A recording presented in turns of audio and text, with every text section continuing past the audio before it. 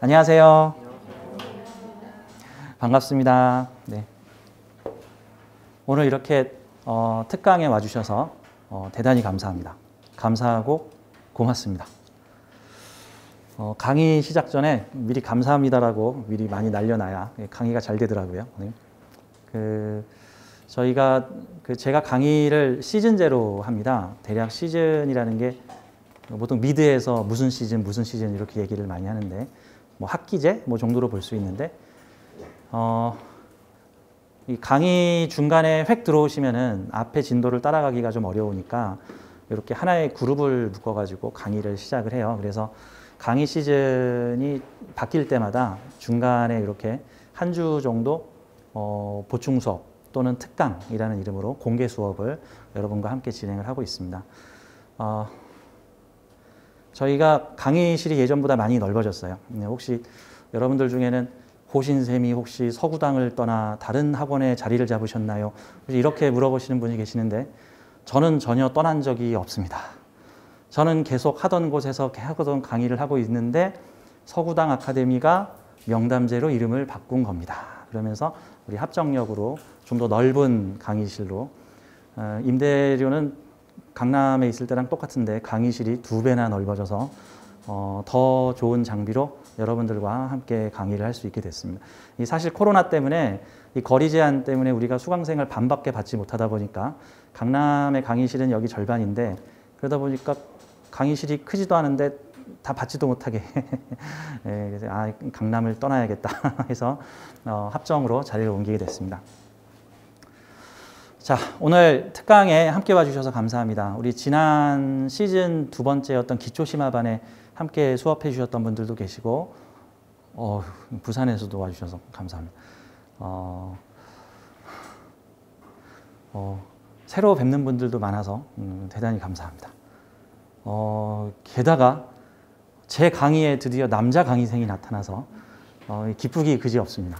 제가 늘 그 여초 강의실에서 말 잘못하면 괜히 몰매 맞겠다 하면서 아주 조심스럽게 말을 했는데 이렇게 듬직한 사나이 같으신 남자 강의생들이 봐주셔서 또 감사합니다. 오늘 이 시간은 뭐 특강이기 때문에 자유롭게 오셔서 저와 함께 강의 들으시고 영상 속에서만 보던 호신쌤이 뭐 저런 인간이었구나. 뭐 평범하게 생겼네. 뭐 그냥 평범한 인간이네. 키도 작네.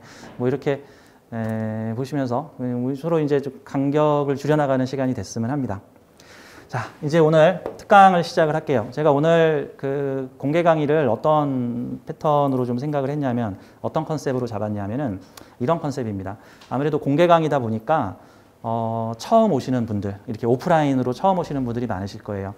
이 나라가 전 세계적으로 코로나로 비대면이 확산이 되면서 올해 작년 모든 꼭 필요한 오프 모임 외에는 다 중단이 됐어요. 그러다 보니까 우리 뭐 서구당에서도 공개 강의를 못했고 또 정모도 못하고 일체 오프라인 모임들이 다 중단이 되다 보니까 지금 저희가 특강을 가지는 것도 지금 거의 1년 반 만입니다. 좀 더 넓어진 곳에서 특강을. 그 처음 오시는 분들 입장에서는 궁금하신 게 좀 이런 게 있어요. 우리 명리 선생님이, 이 명리를 가르치는 선생님이 이 짬밥이 어느 정도 되느냐에 따라서 이게 장단점이 있습니다. 일반적으로 우리 수강생 여러분들은, 강의생 여러분들은 명리 선생님이 짬밥이 높아야 좋지라고 생각을 하는데 좋기는 한데 단점이 있습니다. 수강생의 사정을 모릅니다. 수강생이 뭘 모르는지를 잘 몰라요. 이게 무슨 말이냐면 군대로 치면은 병장은 이등병, 특히 신병의 마음을 모릅니다. 신병의 마음을 가장 잘 아는 사람은 이병 마루봉, 이병 중에서 고참. 1병 정도만 돼도 레벨이 달라지기 시작해서 상병 정도 되면은 신병 마음을 모르고 병장 정도 되면은 신병의 마음을 전혀 몰라. 그러다 보니까 우리 명리를 오래 접하신 우리 명리 선생님들은 신병의 마음을 몰라.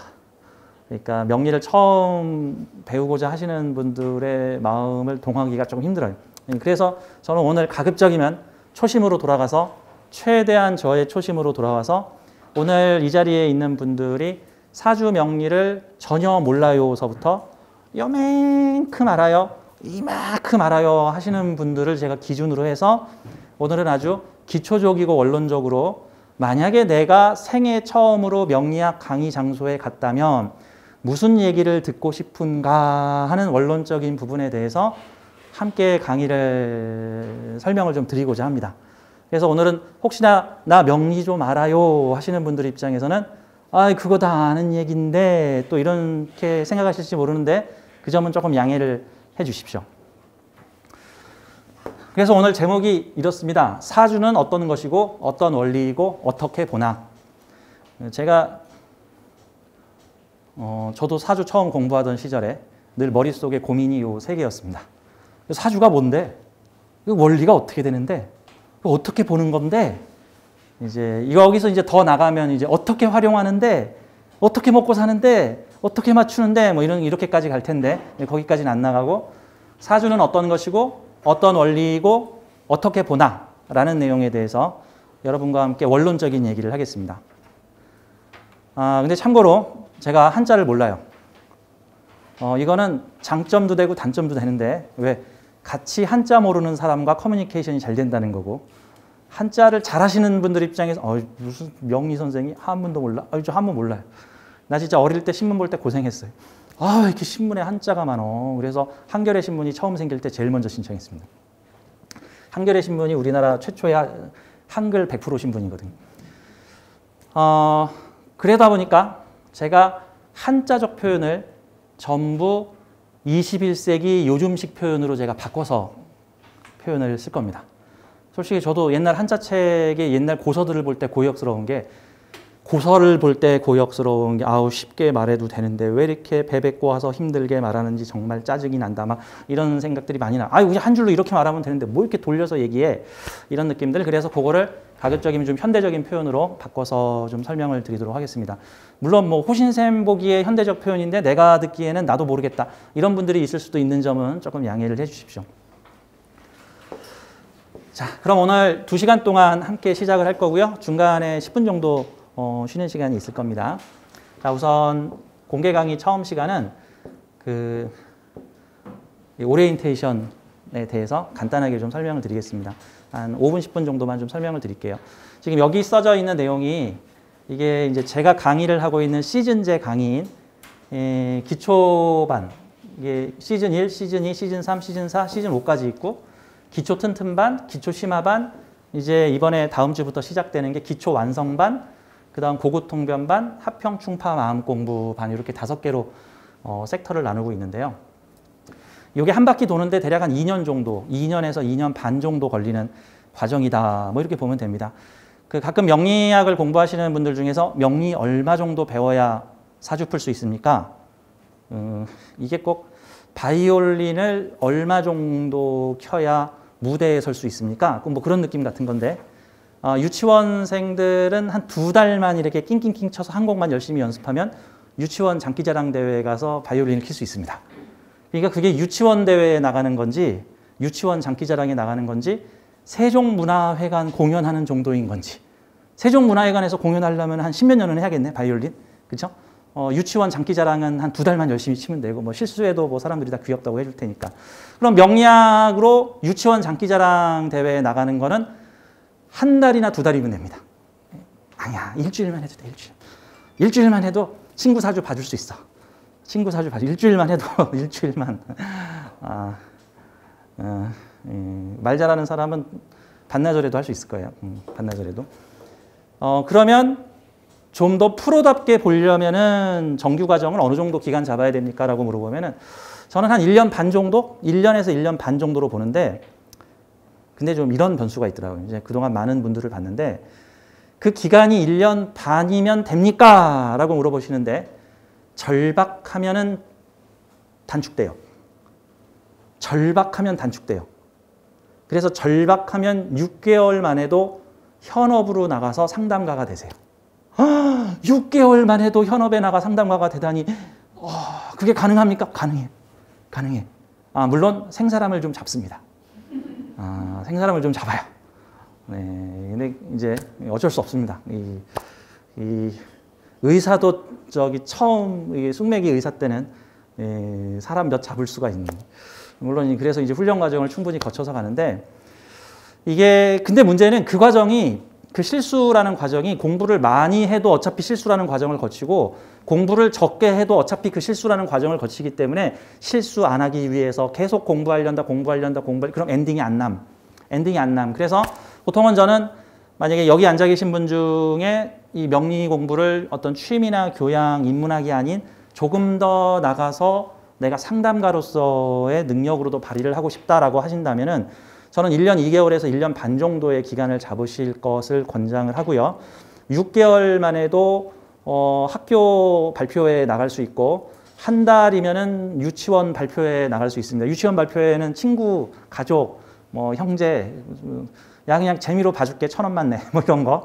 네, 이런 형태라면은 얼마든지 하실 수 있는데 중간중간에 좀 창피를 당하더라도 혹시 무안을 당하더라도 도전을 좀 해보셔야 이게 기간이 빨라집니다. 안 그러면 이게 5년, 10년을 배워도 실수하면 안 돼, 업을 쌓으면 안 돼 하면서 이게 계속 지연되면 안 됩니다. 다음. 공부를 열심히 해서 2년이 지나가는데도 못하겠다라는 거는 공부를 많이 못해서가 아니라 자신감이 없어서 못하는 겁니다. 1년 반 정도면 할 수 있습니다. 그렇게 치면 대학 4년보다 짧고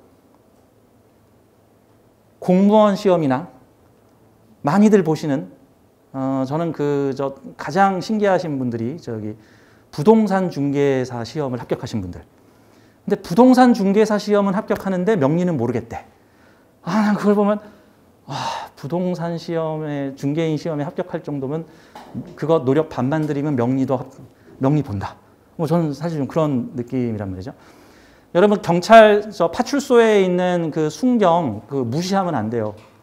어마어마하게 공부한 국가고시 합격자들입니다. 저는 경찰서 순경이 되기 위해서 노량진 고시촌에서 공무원 시험을 준비하기 위해서 1, 2, 3년을 고생하신 분의 노력에 3분의 1만 들이면 명리 공부 가능하다라고 저는 생각을 합니다.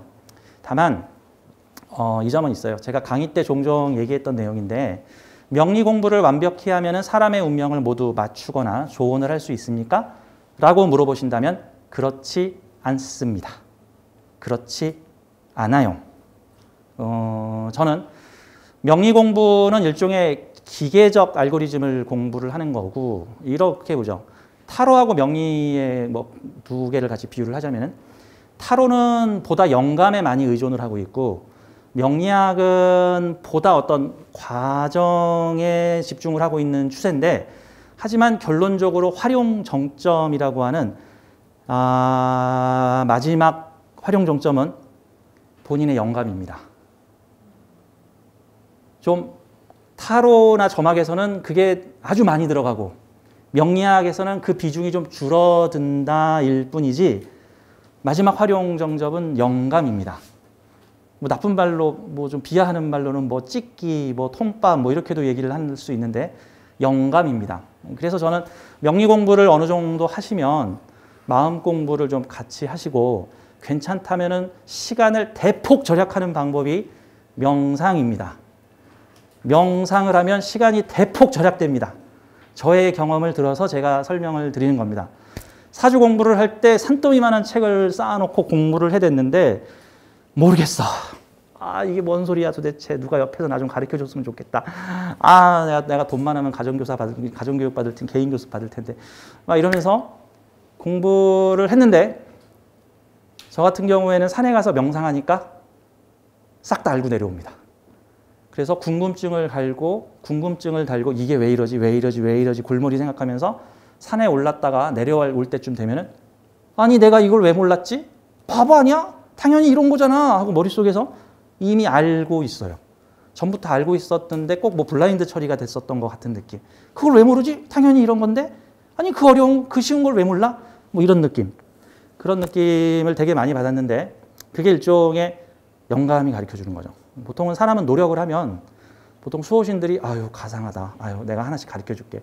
꼭 그런 거 있잖아요. 5살 아니야. 초등학교 1, 2학년이 학교에서 숙제 받아왔는데 초등학교 1, 2학년이 학교에서 숙제 받아오면 그 숙제 애가 해요? 엄마가 해요? 누가 해요? 대체로 엄마가 해. 대체로 아이가 숙제한다고 낑낑대고 있으면은 뭐 다 그런 건 아니겠지만 열의 아홉의 엄마는 그 옆에 앉아서 이 녀석이 잘 푸나 보자, 못 푸나 보자. 근데 이제 애가 농땡이를 피우거나 그러면은 잘 안 도와주는데 애가 막 눈물을 흘리면서 열심히 풀고 싶은데 모르겠어요. 그럼 엄마가 야야 3번 3번 아 요렇게 하는 거잖아. 이렇게 하는 거잖아. 하고 힌트를 막 줍니다. 야야 요 기억으로 시작되는 거 요거 내가 두 글자만 써줄게. 너 한 글자 더 써봐. 옆에서 엄마가 가르쳐주죠. 여러분들도 뭔가를 알고자 간절히 염원을 하면서 공부를 하면 여기서 영감이란 분이 어떻게든 튀어나와가지고 얘를 가르쳐줘야겠다라고 하는데 근데 이제 여러분들이 그 영감이 튀어나오는 환경을 안 만드시는 분들이 있어요. 너무 시끄러운 자리, 그 다음에 내가 분노에 차 있는 자리, 돈 걱정 때문에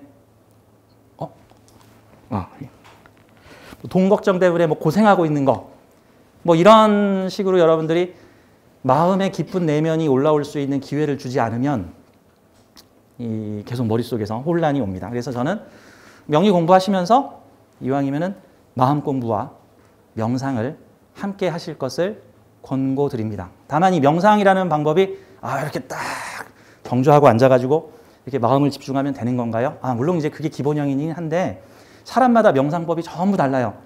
시중에 명상책을 사서 보시면 정말 다양한 종류가 있는데 뭐 설거지 명상, 뭐 걷기 명상, 자전거 명상. 저는 참고로 자전거 명상이 되게 잘 되고 산행 명상이 되게 잘 되는 편이에요. 가만히 앉아 있으면 좀이 쑤셔가지고 자꾸 잠이 와서. 근데 요즘에는 안마기 명상이 잘 되던데 안마기 명상은 되다가 내가 자버리더라고. 그래가지고 꽝 쳐버려서 산에 가야겠다. 이 명상의 원리에 대해서는 나중에 시간 되면 가르쳐드리기로 하고요. 오늘 이 시간은 명상교육 시간이 아니니까. 제가 마음 공부도 함께 말씀드리는 이유는 명의 공부할 때 마음 공부가 함께 추가되시는 걸 권장합니다. 왜 그러냐 하면은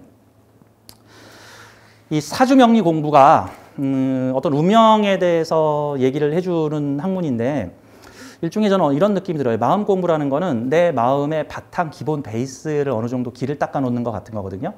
꼭 우리나라가 최첨단 무기를 갖고 왔는데 그 무기를 운영할 인프라와 환경이 갖춰져 있지 않다고 쳐. 만약에 타임머신을 타고 탱크와 비행기를 조선시대로 가져갔다고 쳐. 유지가 안 돼. 활주로도 없고 탱크 다닐 길도 없고 뭐 포탄 떨어지면은 보충도 안 되고 수리도 안 되고 이런 것처럼 명리라고 하는 운명을 보는 유틸리티를 운명을 보는 도구를 내가 탑재를 했는데 내 마음이 그 명리학이라고 하는 운명을 돌리는 유틸리티를 운영할 준비가 전혀 안 돼 있어.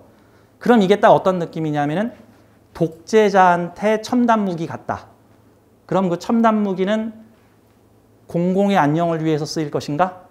보통은 그 독재자의 독재 유지를 위해서 많이 쓰이겠죠. 어떤 사람 손에 총이 쥐어졌느냐에 따라서 옆집을 습격하는 강도를 쫓아주는 의로운 용도가 될 수도 있고 아니면 그걸로 막 가족을 죽이고 나 자살하고 하는 위험한 용도로 사용될 수 있죠. 명리학이라는 거는 어떤 측면에서는 살짝 위험한 도구이기도 해요. 그런 측면에서는. 이 명리학으로 상처를 주면 이게 좀 세요. 상대에게, 타인에게 명리학으로 상처를 주면. 예를 들어서 뭐 이렇게 해봐요. 여러분이 길 가다가 왜 어떤 미친 사람한테 너 이혼한다, 너 내년에 죽는다, 뭐 이런 소리를 해봐. 그러면 미쳤나? 이러고 갈 거 아니야 이제. 별 문제가 아니겠죠. 근데 절친한 친구가 내가 상당히 신뢰하는 친구고 덕망도 있는데 얘가 명리를 공부한 지 한 6개월 만에 내가 너 사주 봐줄까? 하더니만 나한테 너 어떡하니? 너 아들 내년에 큰일 나겠다. 너 시집간 딸 어떡하니? 내후년에 이혼할 것 같은데 뭐 이런 얘기를 하면 물론 안전장치가 작동을 해가지고 무슨 그런 재수없는 얘기를 해. 큰일 날 소리 하지 마. 야 그만하자. 안전장치 작동하겠죠? 하지만 일단 화두를 던지면 그 화두는 안 사라집니다. 마음속에서 그 친구가 빈 헛소리 할 친구는 아닌데 어떡하면 좋지? 어떡하면 좋지? 야, 네 남편 바람난 것 같아. 막 이 소리라도 해봐. 그냥도 아니고 사주를 보거든. 야, 네 남편 바람둥이래. 뭐 이런 거. 야, 도화살도 있대. 이게 보통 일이 아니란 말이죠. 그래서 어떤 면에서는 이 사주가 위험한 도구로 쓰이지 않기 위해서는 내 마음을 우선 좀 닦아야 한다. 마음 청소를 좀 하고 거기다가 명리를 탑재해야 한다. 즉 윈도우 시스템을 좀 정비를 하고 최신 유틸리티를 깔아야지 컴퓨터의 환경은 도스인데 도스에다가 최신 프로그램을 깔아버리면 깔리지 않거나 깔려도 이상하게 작동을 해버린다라고 하는 측면에서 마음 공부, 인간은 어떻게 살아야 하는가, 세상은 어떻게 움직이는가, 세상을 어떻게 바라봐야 하는가라는 마음 공부를 기본으로 갖추고 여기에 명리학을 공부하면 명리학의 애매몽롱한 부분들, 애매모호한 부분들이 그냥 쭉쭉 풀려요.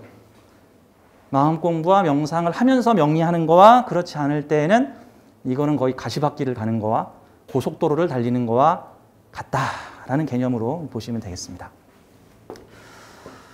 자, 이게 이제 제가 진행하는 5개의 시즌 강의고요. 요거 외에 이제 별도로 저녁 시간에 하는 실전사주반이라고 해서 저녁 7시부터 9시까지 화요일 저녁에 강의하는 실전사주반이 있습니다. 이 실전사주반은 그 실전사주를 집중적으로 이제 풀면서 통변까지 같이 하기 때문에 이 사주 이론은 많이 배웠는데 현장에서 직접 풀려면 어떻게 풀어야 될지 말문이 안 열려요 하시는 분들한테는 이 실전사주반의 강의들이 많이 도움이 되실 거고 유튜브에 한 20분에서 30분 정도를 공개를 하고 있는데 요 보통 실제 강의는 1시간 정도가 진행이 되고 있습니다. 실전사주를 풀려면은 제가 여기 있는 이 5개의 강의, 시즌 강의를 모두 듣고 나서 실전사주를 들어야 되나요? 라고 물어보면은 아니요. 기본적으로 이 시즌 1만, 요게 기초예요. 가장 기초. 요 시즌 1 기초 튼튼반 들으신 다음에는 실전사주를 공부하실 수 있다. 어느 정도 알아들으실 수 있다. 권장사항은 시즌 2까지 들으면 그 다음부터는 저녁 실전사주반을 듣는데 무리가 없다. 저녁 실전사주반의 수준 난이도가 보통 요 정도 레벨에서 시작되기 때문에 요 정도 레벨에서 12운성까지 보통 실전사주반 강의할 때 제가 12운성이 이래서 이렇다 이런 식으로 제가 강의를 많이 하니까 여기까지만. 근데 꼭 시즌 2가 아니라 시즌 1까지만 들으셔도 실전사주를 저와 함께 푸시는 데는 크게 지장은 없을 것이다. 이렇게 보시면 돼요. 자, 다음 주부터 시작하는 강의가 시즌 3 기초 완성반인데요. 지금 여기 써 있는 내용이 여러분들이 명리학을 공부하는 데 있어서 명리학의 세부 과목의 순서라고 보시면 될 것 같아서 제가 이거를 좀 하나하나 좀 소개를 해드리겠습니다. 자, 이 기초 튼튼반은 참고로 제 강의는 한 2년 반에서 2년을 주기로 이렇게 한 바퀴씩 도는데 이 작년에 코로나 때문에 중간에 이 강의를 한 6개월 정도를 못했어요. 그래서 이게 이제 강제로 좀 길어졌는데 이 기초 튼튼반 또 언제 다시 시작해요? 라고 물어보시는 분이 있는데 한 1년 반 정도나 1년 후에 다시 시작하게 될 것 같습니다. 그러면 기초 튼튼반 어떻게 배워요? 온라인으로, 동영상으로 뭐 USB를 구입하여 공부를 하실 수 있습니다. 이 기초 튼튼반의 내용은 우선 사주명리에서 가장 처음 배우는 게 음양론하고 오행론입니다. 음양론과 오행론. 합쳐가지고 음양오행론이라고 보는 건데 음양이라는 거는 1 아니면 0, 1 아니면 0, 양 아니면 극, 양 아니면 양, 양. 이제 이게 여러 철학에서는 대극의 법칙이라고도 돼 있고 이 음양의 법칙은 주역의 법칙하고도 아주 잘 다 있어서 이게 있으면 저게 있다. 이게 있어야만 저게 있다. 저게 있기 때문에 이게 있다. 이것이 있으니 이것이 존재한다. 미움이 있기 때문에 사랑이 존재한다. 고통이 있기 때문에 기쁨이 존재한다라는 것. 고통을 느끼지 않고서는 기쁨을 알 수 없다. 편안함을 느껴야 괴로움을 알고 괴로움을 알아야만 편안함을 알 수 있다.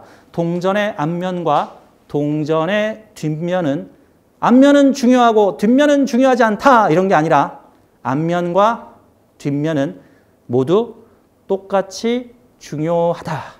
이게 이제 이 모든 동양 철학의 가장 기본이 되는 음양론입니다. 근데 이 명리학을 공부할 때 대부분의 100명 중에 99.8명 내지는 100명 중에 99명이 음양론? 뭐 낮이 있으면 밤이 있고 뭐 아침이 있으면 저녁이 있고 뭐 남자가 있으면 여자가 있는갑다. 끝 하고 이제 지나가 버려. 뭐 그런가 보네 뭐.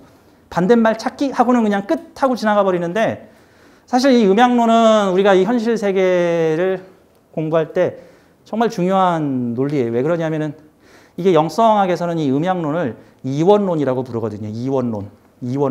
영성학에서는 이원론이라고 합니다. 그래서 불교 용어 중에는 비이원이라는 게 있어요. 비이원. 우리는 이 세상을 음양의 법칙에 따라 양극으로 경험을 하고 있는데 실제 본질은 비이원이다. 이원이 아니다.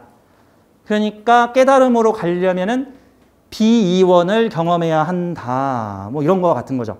그래서 그 비원에 가까이 가는 생활 자세와 태도가 중도입니다. 중도. 보통은 이 음양법칙에 강하게 작용을 받는 사람이 양극단을 겪는 사람이거든요. 양극단을 겪는 사람. 심리적으로 보통 양극단을 겪는 사람들의 생활 태도는 이거 아니면 저거. 그 유명한 말 중에 뭐지? 자유가 아니면 죽음을 달라. 저 녀석을 자르지 않으면 내가 나갈 겁니다, 사장님. 왜 형한테만 잘해주는 거야? 안 그러면 나 가출할 거야. 뭐 이런 거. 이거 아니면 저거. 이거 아니면 저거. 이 극단에 치중하는 게 이제 인생 짜릿하게 사는 거죠. 이제 음식을 먹을 때도 최고로 매운맛, 매운 홍초 불닭 먹으러 가서 세상에서 가장 매운맛 주세요. 그러고는 매운맛을 몇 번 먹고는 우와 정말 맵다. 계란찜 주세요. 치즈 발라주세요. 해가지고 가장 느끼한 음식을 또 찾습니다. 거기 가서. 계란찜, 쿨피스, 치즈 이거 같이 먹어야죠. 안 그러면 홍초불닭 못 먹어. 한 30초 먹고 난 다음에 난리가 나. 빨리 얼음물로 냉수로. 가장 극단적인 반대를 같이 경험하지 않으면. 그래서 저는 인생을 짜릿하게 사는 사람들을 보고 아우 정말 스펙타클하고 어드벤처하고 짜릿하게 사시네요. 어떤 환상의 남자와 기가 막힌 연애를 했는데 알고 보니 그놈이 바람둥이 제비의 유부남이었어. 그러고 나서 고통과 지옥이 시작됐어. 그런데 그 남자하고의 짜릿한 연애가 너무너무 기억이 남아서 중도를 겪는 편안한 남자는 눈에 안 차. 또다시 짜릿한 남자 보내주세요. 그랬더니 또다시 짜릿한 지옥을 경험을 해. 짜릿한 천국, 짜릿한 지옥. 이것만도 모자르면은 마약 주세요.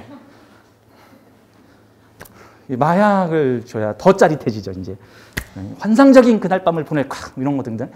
이게 이제 이원성의 세계를 아주 극단에서 경험을 하고 있는 삶이다. 그래서 사실 이 명리학의 가장 처음에 배우는 음양론은요. 그냥 낮이 있으면 밤이 있고 남자가 있으면 여자가 있다. 뭐 시작이 있으면 끝이 있다의 무슨 초등학교 수준의 반대말 찾기로 끝나는 게 아니고요. 중요한 것은 이 세상의 모든 원리는 상대성을 통해 나타난다. 이게 현실 세계의 기본 원리다. 이거를 확장해서 철학적으로 표현을 하게 되면은 내가 지금 괴롭고 힘든 이유는 행복을 경험하기 위해 배워가는 과정이다. 이것을 어떤 것을 상실함으로써 얻는 고통은 뭐 돈을 잃었다거나 뭐 사랑하는 사람을 잃었다거나 뭐 좋아하는 것을 잃었다거나 뭐 사랑하는 반려동물이 세상을 떠났다거나 뭐 나를 좋아해 주던 사람이 뭐 도망을 갔다거나 이런 어떤 슬픔이나 상실을 경험하는 것은 그것을 통해서 기쁨이 무엇인지를 알기 위함이다. 그래서 우리의 인생은 음양이 교차돼서 나타난다. 사실 이게 이제 사주 명리학에서 음양론이고요. 그래서 이 음양론을 제대로 배우면 사주 명리, 즉 사주를 보면서 좋아요, 나빠요라고 얘기하면 안 되는 거예요, 원래. 뭐라고 얘기해야 되냐면 다 필요한 거예요라고 얘기해야 되는 게 맞는 거예요. 다 필요해. 동전의 앞면은 좋고 뒷면은 싫어요. 돈은 좋고 돈 없으면 싫어요. 뭐 기쁨은 좋고 슬픔은 싫어요. 이게 존재할 수가 없다는 거죠. 기쁨이 존재하는 만큼 슬픔이 존재하는 거고 슬픔이 존재하는 만큼 기쁨이 존재하는 것이다. 같은 거죠. 둘은 서로 필요한 것이다. 같은 거죠. 고3 입장에서는 그 고3이라는 건 싫은 거죠. 하지만 거시적으로 봤을 때 고3의 시절은 필요한 시절이죠. 고3은 필요한 거야. 나쁜 게 아니고. 사주는 필요한 거야. 사주의 모든 인자는 필요한 거야. 나쁜 게 아니고. 좋고 나쁘게 아니고. 근데 이제 우리가 이제 사주 명리 공부를 할 때 이 글자는 좋은 글자고 이 글자는 나쁜 글자야. 이 나쁜 글자는 두들겨 패야 돼. 좋은 글자를 취하거라. 이제 이런 식으로 취하는데 사실 모든 삶은 다 필요한 것이다. 음양론 얘기하다가 좀 길어졌는데 이게 음양의 원리가 사실 가장 중요한 원리다. 이거를 이해하고 그 다음부터 나가야 한다. 이게 기초 특훈반에서 이제 얘기를 하는 겁니다. 이게 음양론을 제대로 이해하고 다음 진도로 나가시는 분이 아까도 말했지만 100명에 99명이 그냥 패스, 반대말 찾고 패스라고 한단 말이죠. 이 참고로 음양, 이쪽 극단과 이쪽 극단, 일종의 대극의 법칙, 불교에서 말하는 이원성, 이원성의 세계 또는 비이원성. 이 대극의 법칙, 음양 법칙을 다시 5개로 세분화한 게 오행론입니다. 이걸 목화, 토, 금수라고 해서 목화 한 편, 금수 한 편, 그 다음에 중간에서 중도 잡아주는 캐스팅 보트를 쥐고 있는 토. 이 토가 많으면 좋아요, 나빠요 뭐 이렇게 물어보는데 토는 일종의 캐스팅 보트예요. 음식을 만들어 먹을 때 제가 토를 밀가루나 무슨 뭐 마요네즈에 많이 비유를 하는데, 이 밀가루라는 애는 어떤 종류의 음식도 다 섞어 먹을 수 있게끔 조화를 맞춰주는 신기한 물건입니다. 뭐 해물 파전, 해물하고 파하고 안 붙잖아. 근데 밀가루를 부으면 해물 파전. 어떤 음식이든지 밀가루를 부어서 한데 만들면 다양하게 나오죠. 뭐 빵도 뭐 이 빵 저 빵, 떡도 이 떡 저 떡, 뭐 이런 것들이 나온 것처럼. 그래서 음양오행을 5개로 구분한 게 목화대 금수, 그 다음에 중간에 이를 중재하고 섞어주는 중재자의 입장인 캐스팅 보트를 쥐고 있는 토. 그래서 목화토 금수. 그래서 저는 오행을 오행이라고 잘 표현하지 않고 종종 사행 플러스 토, 사행 플러스 토라는 표현으로 저는 좀 많이 씁니다.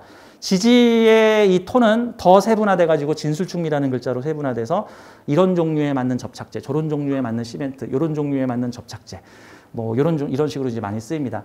이 음양 오행론을 시즌 1 기초 튼튼반에서 공부하고요. 그 다음에 이 오행을 또다시 천간 10글자와 지지 12글자로 세분을 해서 좀 더 디테일하게 나누는데, 이게 10천간 12지지론입니다. 그래서 천간의 갑은 어떤 성분, 천간의 을은 어떤 성분, 천간의 경은 어떤 성분, 어떤 심리, 어떤 습성, 어떤 상징, 어떤 의미, 이런 등등으로 표현하는 것이 10천간 12지지론. 이게 그래서 음양오행론과 10천간 12지지론이 기본적으로 사주명리학의 가장 기초학이 되는 거고요. 그 다음 진도 나가는 게 십성론입니다. 이게 이제 명리 배우는 단계라고 보시면 되는 거예요. 이 명리를 체계적으로 배우는 게 사실 쉽지가 않죠. 그러다 보니까 이제 많은 분들이 독학으로 공부를 하시는데, 옛날에는 독학의 길이 정말 멀고도 멀어서 거의 말도 안 되는, 저희 어머니가 명리를 배우시던 한 40년 전에는 이 독학이라는 게 있을 수가 없었어. 그래서 저희 어머니는 집안이 어려워가지고 그 명리가의 집에 가서 파출부 생활을 하시면서 거기서 주방에서 그 수강생들의 음식을 해주고 주방에 앉아가지고 명리를 배우셨단 말이에요. 옛날에는 명리 배우려면 집 한 채 팔아야 된다, 뭐 이런 얘기가 나올 정도로 명리 공부가 쉽지가 않았는데, 독학이 거의 불가능해서 책도 거의 없어요. 옛날에는 책이 있어도 전부 한자책이야. 그런 시기인데, 요즘에는 독학의 천국이 됐습니다. 명리학 공부가. 왜? 와, 유튜브와 각종 서적이 물밀듯이 명리학의 정보를 쏟아내고 있습니다.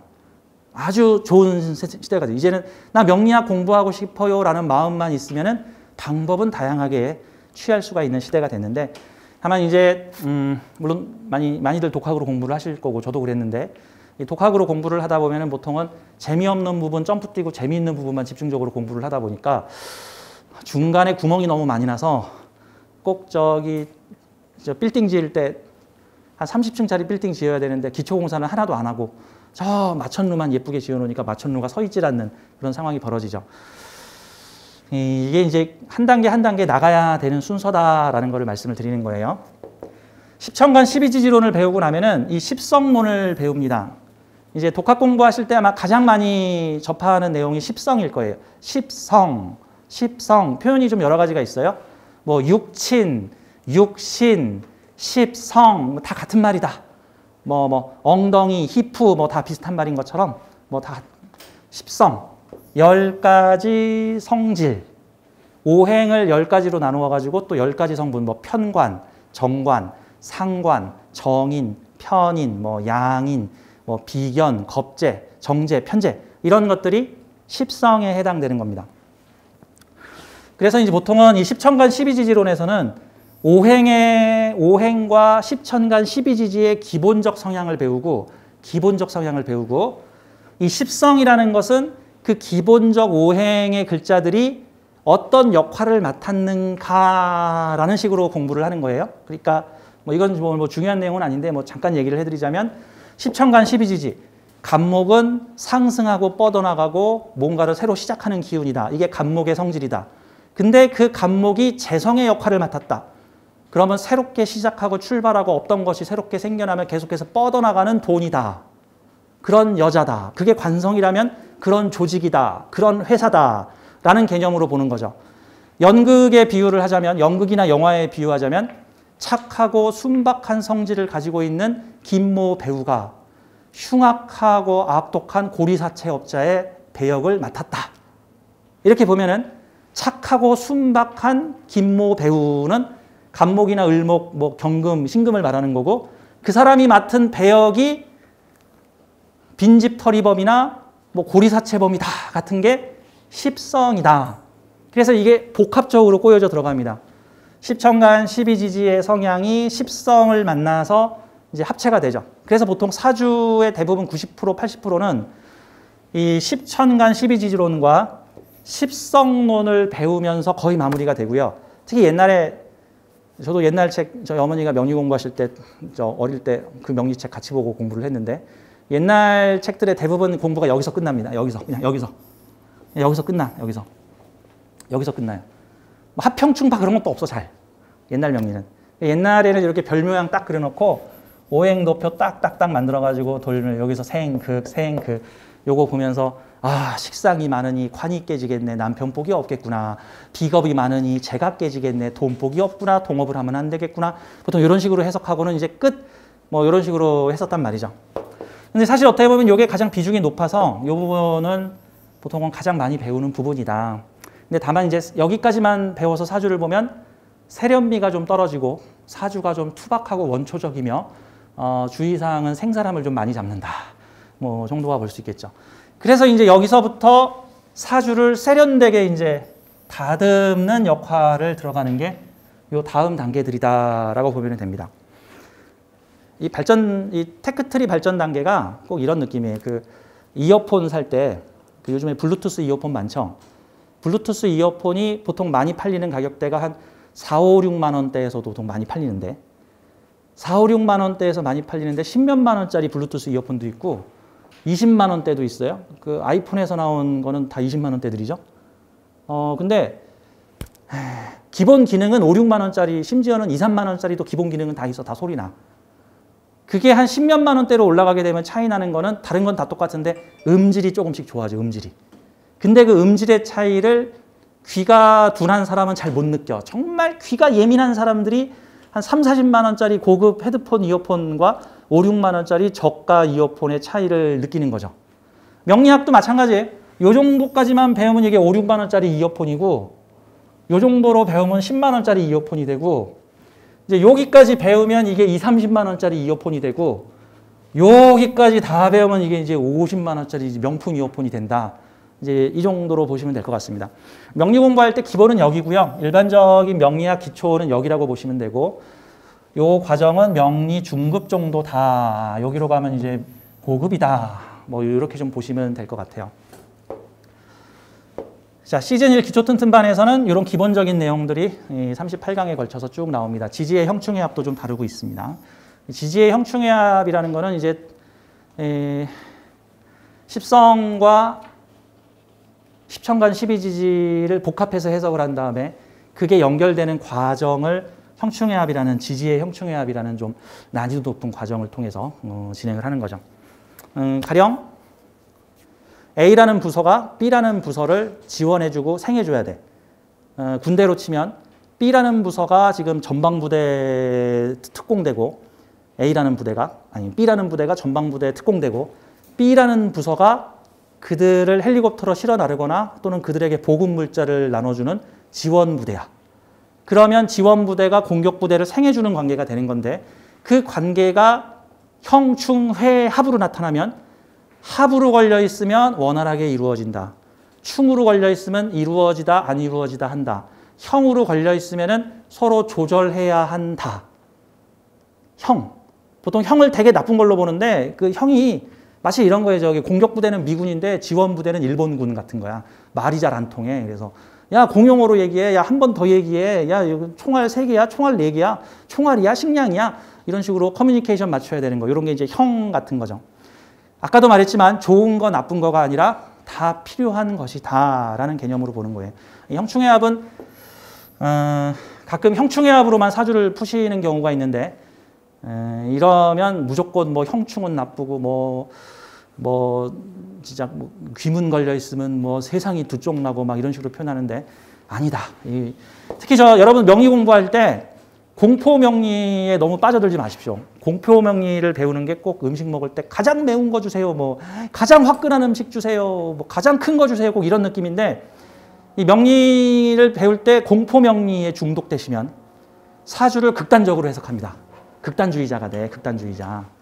아까도 말했지만 극단주의를 피하고 중도를 걸으라란 말이죠. 이게 이원성에 너무 바닥으로 빠지면 이 세상은 이원성의 세상이야. 음양으로 만들어진 물질 세계, 체험 세계인데 이 물질 체험 세계를 만들면서 반드시 이거를 이원성으로 양극을 나눠서 대칭하는 걸 만들어서 서로 상호가 존재하게끔 만들었어.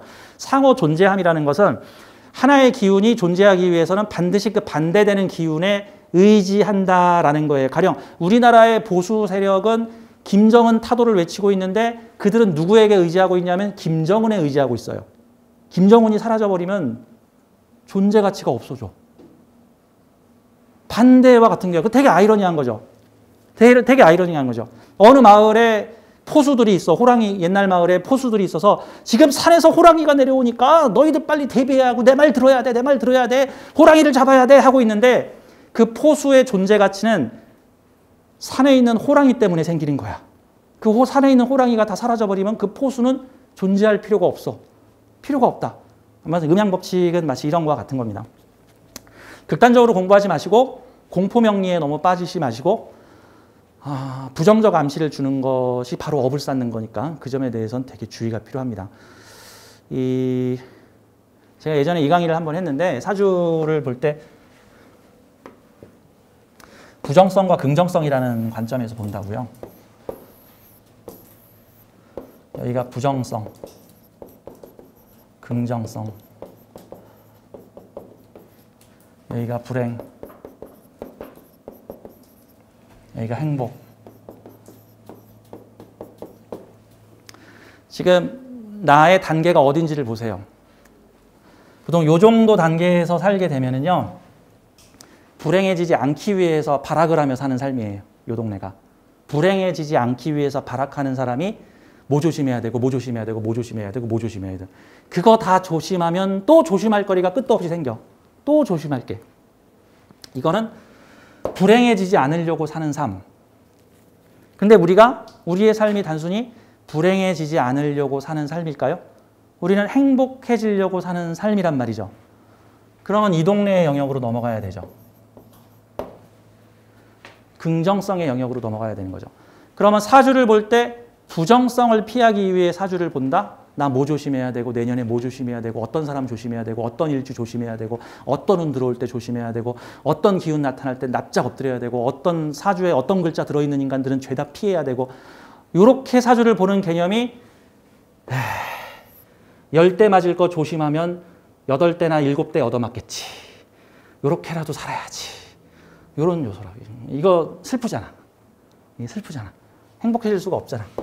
그래서 제가 여기다 동영상 올리면서 이 구간에서 가장 성적이 높은 사람한테 선물이 뭐냐면은 살려는 드릴게. 살려는 드릴게. 신세계에서 나온 유명한 대사죠. 살려는 드리는 삶이에요. 이게. 그게 아니라 긍정적으로 살아야 돼. 사주를 볼 때 이게 나쁘고 저게 나쁘고 요게 나쁘고 저게 나쁘고 하게 되면 요 동네에 머무는 삶이고 사주를 볼 때 아하 나한테 이런 재능이 있는데 내가 활용하지 못했구나. 아하 이런 장점이 있었는데 이거 활용하지 못했구나. 아하 이거 이렇게 쓰면 사주가 더 좋아지겠구나. 나랑 똑같은 사주를 가진 사람이 어디서 성공한 아무개네. 사주도 똑같고 보니까 삶의 패턴도 비슷한 점들이 있네. 나도 그럼 그거 공부할 걸. 나도 그 분야에 투자할 걸. 나도 그 분야를 좀 해볼 걸. 긍정성을 찾으라 라고 하는 부분입니다. 자, 그 다음 시즌2 기초심화반에서 주로 배우는 거는요. 이게 12운성 포태법 뭐 다 같은 말인데 뭐 12운성법, 절태법, 포태법 다 같은 말이에요. 12운성 청간과 지지를 12개의 간극으로 나누어서 좀 더 디테일하고 정밀하게 에너지의 기운을 표시하는 거다 정도로 보면 돼요. 그 다음에 이제 간지 번역, 60갑자 간지 번역. 요 60갑자 간지 번역을 배우고 나면은 사주를 탁 봤을 때 까막눈, 모르겠다. 까막눈이 아니라 그냥 기계 번역할 수 있어. 그냥 기계 번역. 제가 기계 번역이 뭐냐면은 여러분 구글 기계 번역기 있거든요. 나 영어 까막눈이야.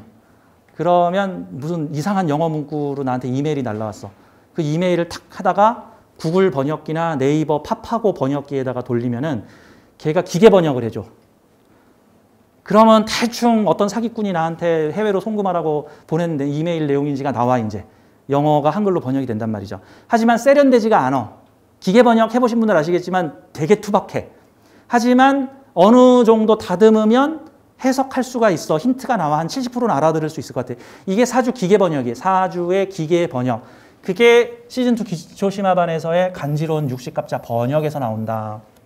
제가 육식갑자 해석이라고 하지 않고 육식갑자 번역이라고 하는 이유는 이 육식갑자 기계 번역에다가 나의 주관이 투영돼서 거기서 해석이 나오게 된다.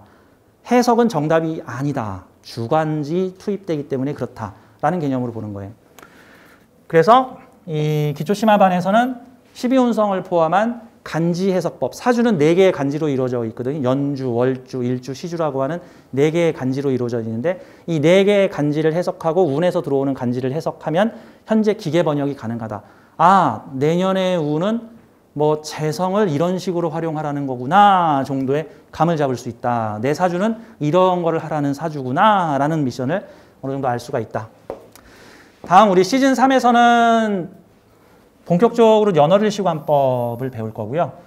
기초완성반 이제 다음 주부터 시작되는 데서는 연월일시관법은 이 십성이 연월에 있는 십성과 일시에 있는 글자가 어떤 대응관계를 갖는가, 인생 전반부에 어떤 일을 하고 인생 후반부에 어떤 일을 하면 그 인생 전반부에 했던 일과 인생 후반부를 나타내는 에너지가 어떤 조합을 거쳐서 어떻게 복합작용이 나타나는가. 가령 이런 거죠. 우리가 독학 때 여러분들이 기초 단계에서 독학으로 명리를 배울 때는 사주에 재성이 있으면 이렇단다. 관성이 있으면 이렇단다. 뭐가 있으면 이렇단다. 근데 그러면 이거하고 이거가 있으면 어떻게 되는데? 모르겠다. 보통 이렇게 나오는 거거든요. 여러 개의 십성이 같이 겹쳐서 복합작용을 나타낼 때 어떻게 나타나는가에 대해서 집중적으로 배우는 게 연월일시 관법이고요. 연월일시 관법도 역시 기계 번역이 많이 들어가게 되는데 아주 세련된 기계 번역을 할 수 있게 됩니다. 그래서 내 사주에 써 있는 내 운명의 미션이 어떤 것이고 어떤 체험 과정을 거쳐서 어떻게 흘러가는가를 알 수 있는 게 연월일시 관법. 그 다음에 이제 또 필요한 거 대운과 세운 보는 법. 와, 원국 보기도 바쁜데 어떻게 대운과 세운을 봅니까 하는데 여기서 이제 대운과 세운 보는 법. 그 다음에 이제 참고적으로 격국용신법. 이건 그닥 중요한 건 아니지만 명리 공부하는 사람들이 좀 배워야 되는 사항들. 이런 내용들이 들어갑니다. 사실 요 기초 시즌 1, 2, 3를 배우면 이게 어떠한 면에서는 핵심이고요. 이 두 개는 양념이다. 보충 수업 좀 더 했다라고 보면 되는 거예요. 시즌 4의 고급 통변면으로 가면 여기서부터는 나 본격적으로 사주 해석을 통변을 하고 싶어요라고 하는 분들을 위해서 요 시즌 4와 시즌 5에서는 마음 공부적 내용들이 매우 많이 들어 있습니다. 마음 공부적. 우리는 왜 태어났는가? 우리는 왜 살아가는가? 우리에겐 왜 이런 사주가 주어졌는가? 그런 거죠. 왜냐하면 명리학 자체만 배우게 되면 가령 내 사주에 식신상관이 한 4개 있다고 쳐. 내 사주에 식신상관이 4개 있다. 이게 명리적 관점으로 보면은 이것도 하고 저것도 하고 요것도 하고 저것도 하고 관을 깰 수 있다. 끝! 이렇게 나왔어. 근데 근원적인 궁금증이 있죠. 왜 내 사주엔 식신상관이 4개나 있는 거야? 그럼 보통 여자 사주에 식상이 4개나 있다니 이런 발칙한 년 나빠! 뭐 이러고 끝 해버리는데 발칙한 년 나빠! 이게 이렇게 해석하면 안 되는 거고 내 사주에 식상이 4개나 있는 의미는 무엇일까? 내 사주에 편관이 있는 의미는 무엇일까? 내 사주에 재성이 5개나 있는 의미는 무엇일까? 그냥 제다신약이니까 나빠! 이렇게 보지 말고 왜 내 사주에 재성이 5개나 있을까? 왜 관성이 3개나 있을까? 비겁이 왜 8칸 중에 6칸이 다 비겁일까? 이게 나 죽으란 소리냐 뭐냐? 이런 등등의 근원적인 질문에 대해 답을 해주는 게 바로 마음 공부적 사항들인데 그런 거에 대해서 얘기를 하는 게 이 시즌 4의 고급 통변반입니다. 사실 이 고급 통변반을 공부를 하시면은 사람의 운명을 보는 각도가 달라질 거라고 생각을 합니다. 운명을 보는 관점, 영혼과 윤회, 카르마, 그 외에 이제 기타적으로 생극의 통변과나 십정간의 총정리 등이 이제 포함되어 있는 모습들이 통변반이고요. 합평충파와 마음 공부는 이제 명리학에서 이 지지의 합평충파, 뭐 형충회합이라고 하는 내용들을 좀 더 디테일하게 아주 자세하게 다루고 있는 내용입니다. 자, 이게 이제 명리학 공부의 쭉 순서라고 보시면 되고요. 이 주된 내용은 시즌 1, 시즌 2, 시즌 3이다라고 보면 되는 거죠. 사실 어떻게 보면 이 시즌 3이 고급반이 고급반. 근데 특히나 이 연월일시 관법은 다른 데서 가르치지 않는 거다. 그래서 이 연월일시 관법은 남들이 쓰지 않는 새로운 통변법입니까? 아, 그건 아니에요. 어떻게 보면은 기존에 나와 있는 해석법을 좀 더 체계화한 거예요. 마치 그 수학의 수식으로 보면 막 수학의 수식을 막 여기서부터 쫙 이렇게 썼는데 뭘 그렇게 길게 해. 그냥 요거만 뽑아서 탁 합치면 요거만 끝나는데 이렇게 단순 명료화했는데 좀 더 쉽게 풀 수 있다라고 하는 모습이다. 기존 방식을 좀 더 효율화했다. 컴퓨터 프로그램으로 치면은 최적화했다. 불필요한 코드 다 빼버리고 최적화했더니 훨씬 더 해석이 잘 되더라. 같은 내용이라고 봅니다. 저희 사부님이신 저희 김재용 스승님께서 요 한 10몇 년간 현장에서 한 20여 년간 사주를 푸시면서 이걸 뭐 이렇게 복잡하게 월간에 이게 있고 시간에 이게 있으면 이거 이렇게 해석하면 되는 거잖아. 그랬더니 탁탁 맞아. 머리 아플 필요 없네. 이렇게 해석하면 되네. 요게 이제 일종의 연월일시 관법이다. 마법 같은 관법이다. 라고 보는 겁니다. 또 제가 이렇게 마법 같은 관법이라고 하니까 비기군요. 그래서 비기라고도 할 수 있는데 사실 명리학의 비기를 찾아다니면 비기 찾아 산마리를 죽을 때까지 하시는데 아마 다음에 다시 태어나도 못 하실 겁니다. 비기 찾을 시간에 정도를 걸어서 공부하면 됩니다. 이렇게.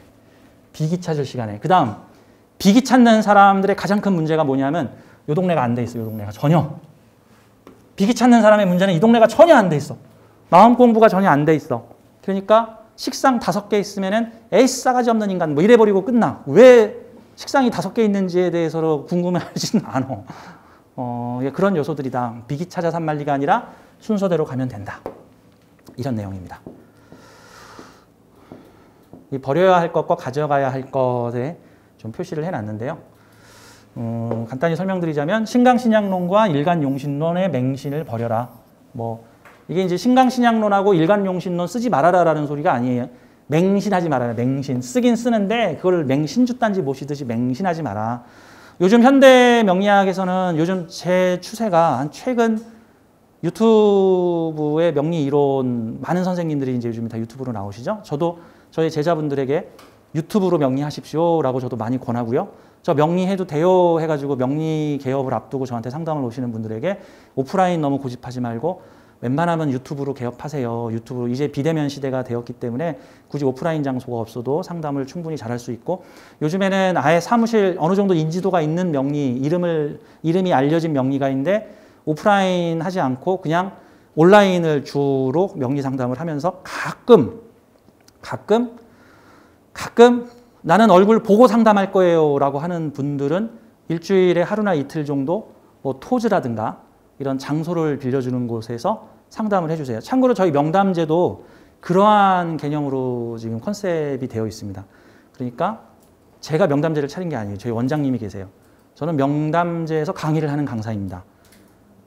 명담제는 저 외에도 다른 명리 선생님들이 더 계십니다. 타로 선생님도 계시고요. 여러분도 공부를 하시고 어느 정도 실력이 쌓이면 명담제에서 강의하실 수 있고 명담제에 비는 강의실에서 강의실을 빌려서 손님과 상담을 하실 수도 있는 거죠.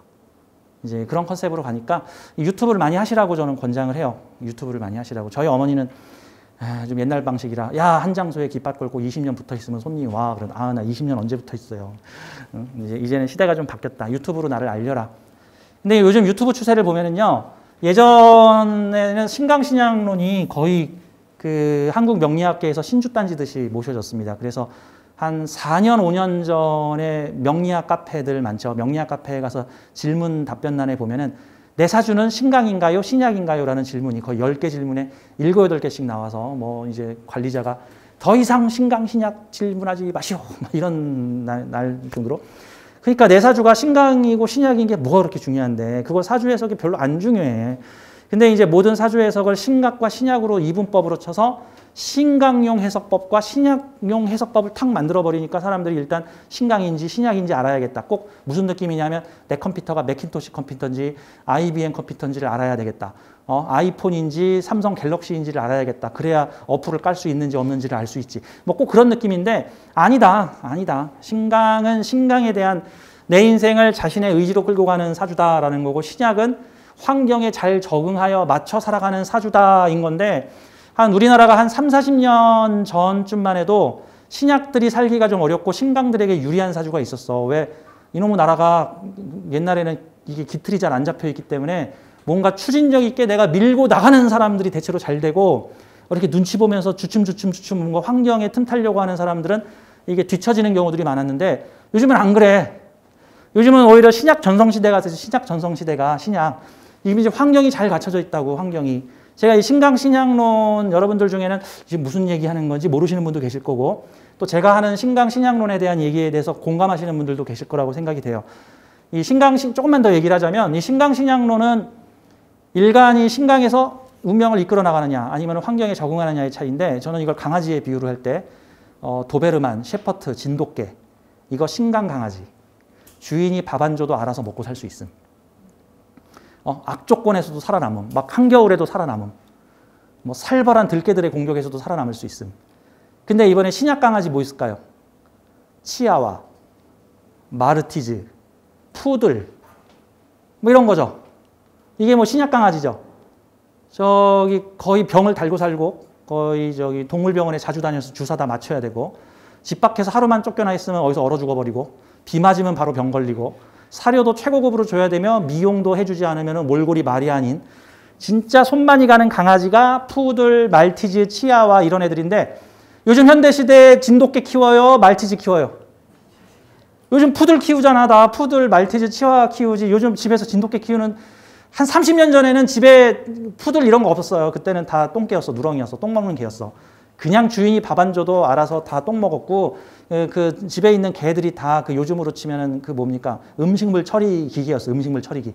모든 음식 찌꺼기는 개가 다 먹어. 근데 요즘에는 신약의 전성시대가 됐다. 그런 측면이라고 보는 거예요. 그러니까 이제는 옛날 사주에서는 신약한 사주는 재간을 감당하지 못하여 사주가 좋아도 자빠지느니라, 아무 소용이 없느니라. 이거는 약육강식의 살벌한 사회에서는 해당되는 말이야. 그러니까 요즘으로 치면 아랍, 저기 중동 전쟁 벌어지고 있는 지역들, 뭐 그다음에 아프리카 살벌한 독재, 동남아시아 뭐 미얀마처럼 진짜 질서가 무너지고 뭐 완전 힘의 논리로 강자가 약자의 것을 막 뺏어가고, 정권의 정당성보다는 총칼 가지고 있는 애들이 정권을 확 잡아버리는, 그게 일종의 신경 사주에게 유리한 약육강식 사회인데, 문명화돼 있고 현대인화된 사회에서는 그런 약육강식이 교통정리가 돼 있기 때문에 신약들이 더 유리하다. 한국의 현대사회에는 신강, 신약의 차별을 둘 필요가 없다. 대체로 재벌가의 창업자들은 신강자들이고, 재벌가의 1세대나 2세대의 창업자들은 대체로 신강자들이 유지하죠. 불모지인 한국에서 철강업을 세웠어요. 불모지인 한국에서 조선업을 세웠어요. 이런 건 신강자가 하죠. 근데 만약에 그 손손자가 만약에 신강이 태어나잖아? 그럼 자꾸 아버지, 할아버지 때 만든 걸 다 엎어버리고, 나도 새로운 거 시작할 거야. 나도 새로운 거 시작할 거야. 나도 새로운 거 시작할 거야. 뭐 이런단 말이죠. 재벌 3세나 4세 정도는 현상유지 잘해야지. 현상유지 잘해. 신강자가 오면 또 엎어버린다고, 또 아버지의 걸 다 엎어버리고 내가 처음부터 세울 거야. 그러니까 신강, 신약론 중요하지 않다. 일강용신론, 이거는 뭐 지금 얘기할 건데 아닌데, 이게 한국 명리학계가 용신론이 통일이 안 돼 있어요. 용신론이 통일되지 않았다. 근데 내 생각에도 용신론이 통일된다는 건 사실 말이 안 되는 것 같아.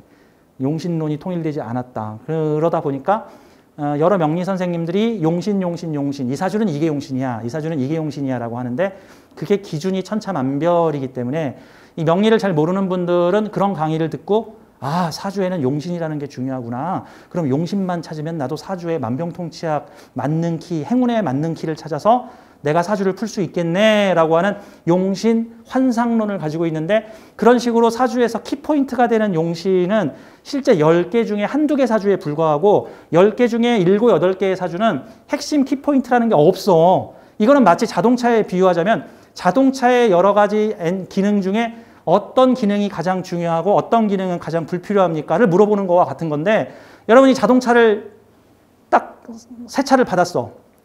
어떤 기능은 중요하고 어떤 기능은 중요하지 않을까? 뭐 엑셀은 중요하고 브레이크는 안 중요해? 뭐 라디오 안 중요해? 뭐 썬루프 안 중요해? 타이어 안 중요해? 엔진 안 중요해? 대체로 달려 할 때는 엔진이 중요하니까 엔진과 엑셀이 중요하고, 브레이크는 불리하다. 그런데 뭔 소리야? 브레이크 없으면 바로 사고 나지. 마치 그런 거. 사주에 8글자, 무슨 30글자도 아니고 딸랑 8글자 있는데 어떤 글자는 중요하고 어떤 글자는 중요하지 않고, 뭐 이런 형태로 따져버리면 곤란하다. 그래서 사주의 한두 개의 글자를 핵심으로 삼아서 나머지 글자의 존재감을 깡그리 무시하고 한두 글자의 향배만 보는 용신론에 너무 매몰되지 않는 것을 권장한다. 이 원래 용신론이 사주 빠르게 보려고 만든 꼼수 같은 건데, 지금 내 앞에 손님 한 20명 서 있는데 언제 8글자 다 풀고 있어. 그러니까 사주 딱 보고, 요 연간에 있는 요 글자가 제일 중요하네. 요 글자 내년에 얻어맞네. 너 내년에 안 좋아. 끝. 뭐 이런 용도로 이제 나온 게 용신론 같은 건데 핵심 포인트를 잡는 게 사람마다 전부 다르고 실제 사주에도 뭐 이 글자는 이런 분야에서 용신이고 요 글자는 저런 분야에서 용신이고 요 글자는 요런 종류에서 용신이기 때문에 사실 모든 8글자는 다 용신 후보야. 용신 후보. 그러니까 우리 집에 애가 5명 있다고 쳐. 그 아이 5명 중에 누가 용신일까? 우리 집에 강도가 쳐들어왔으면 힘센 아이가 용신이고 우리 집에 무슨 장학사가 찾아왔으면 공부 잘하는 애가 용신이고 뭐 우리 집에 맛있는 음식이 들어왔으면 잘 먹어주는 애가 용신이고 뭐 우리 집에 컴퓨터가 들어왔는데 아무도 컴퓨터를 못해. 그러면 컴퓨터 잘하는 막내가 용신이야. 그러면 용신은 그때 다르잖아. 그때 그러면 전쟁 난 사회에서는 쌈 잘하는 아들이 효자고 컴퓨터 정보화 시대에서는 컴퓨터 잘하는 애가 효자고 뭐 돈 잘 벌어오는 애는 돈 잘 벌어 와서 용신이고 뭐 그런 용도다. 그래서 요거에 비중 갖지 마라. 요 고서를 버려라라는 얘기가 아니고 요 숭배를 버려라. 고서를 버려라는 얘기가 아니라 극단적으로 갈 수 있으니까 고서를 너무 숭배하지 마라. 고서는 그 시대의 책으로서 존중할 만한 것이다. 꼭 저는 뭐에 많이 비유하자면은 경국대전을 보고 저 변호사 시험을 보려고 하면 안 되겠죠. 요즘 변호사 시험은 요즘 변호사 책으로 봐야 되는 거고 현대화 시대에 맞춰서 변호사 시험 공부를 해야 된다. 경국대전은 그 시대의 법전이다 같은 거죠. 그러니까 이 명리학의 고서는 옛날 시대 대체로 명리학이 자평명리학으로 현대화되기 시작한 게 대략 한 1500년대, 1600년대 대체로 이제 청나라 시대에 안정화가 됐는데 청나라 시대 봉건주의 사회의 사회적 규칙에 따라서 보통은 좋다 나쁘다를 많이 분별을 해놨기 때문에 고서는 그 시대의 책으로 참고를 하라. 있는 그대로 받아들인다는 것은 마치 경국대전으로 사람을 심판하려고 하는 것이다 라는 정도로 보시면 돼요. 특히나 이 시대에 맞지 않는 남존여비 사상은 좀 버리자. 이 남존여비 사상 하면은 이게 할 말이 많은데 참고로 고서를 아무리 뒤져도 여자 사주 칭찬하는 얘기가 없어요. 여자 사주는 칭찬이 없어. 칭찬받는 여자는 남자한테 복종하고 남자한테 순종하고 자식 기르는데 열심히 하는 여자를 칭찬해주고 범죄 시에 대체로 여자의 어떤 능력을 여자가 남자보다 잘나면 그걸 범죄 시합니다. 그러니까 이런 거 있죠. 예전에 한번 신문 뉴스에 몇 년 전에 이런 기사를 본 적이 있는데 어느 학교 요즘에 남녀공학이 많다 보니까 중고등학교가 남녀공학이에요. 근데 대체로 엉덩이 붙이고 학습을 진득하게 하는 거는 여학생들이 훨씬 더 잘하기 때문에 대체로 중고등학교에 반에서 1, 2, 3등이나 학습 평균이 여학생들이 더 높아. 이게 여자가 공부를 더 잘해. 학교에서 여학생들이 공부를 더 잘해. 그랬더니 어떤 남자 선생님께서 그 여학생들에게 이렇게 얘기를 합니다. 니들이 그렇게 공부를 자꾸 해대니까 남학생들이 길을 못 펴잖아. 좀 작작해. 이게 뭐야? 여자한테 공부 잘했다고 지금 잘했다가 아니라 왜 남자를 앞서는 거야? 남자를 추월하는 거야? 뭐 이런 얘기와 같은 거죠. 이거 완전히 보수적 사상이죠. 내가 하는 말이 지금 말도 안 되는 X 같은 소리죠. 멍멍 같은 소리란 말이죠. 근데 명리학에서는 다 대놓고 그렇게 쓰고 있어. 이게 옛날 방식이에요. 근데 심지어는 여성 명리학께서 그거에 더 앞장서. 여자는 남자에 복종하고 좋은 남자 만나 참하게 살아야 돼. 그래서 뭐를 죄악시하냐면은 가업을 있는 여자를 죄악시해. 가업을 있는 여자가 누구죠? 남자보다 돈 더 많이 버는 여자. 남자보다 돈 더 많이 버는 여자. 그래서 그런 부분은 벗어나야 된다. 이게 이렇게 보죠. 능력 있는 여자, 커리어 우먼이라는 표현이 옛날 명리책에는 없어요. 능력 있는 여자, 커리어 우먼을 요즘 옛날 명리책에는 뭐라고 표현하고 있냐면 가장 많이 나오는 표현이 팔자 센 년, 가업을 이을 년, 남자복 없는 년.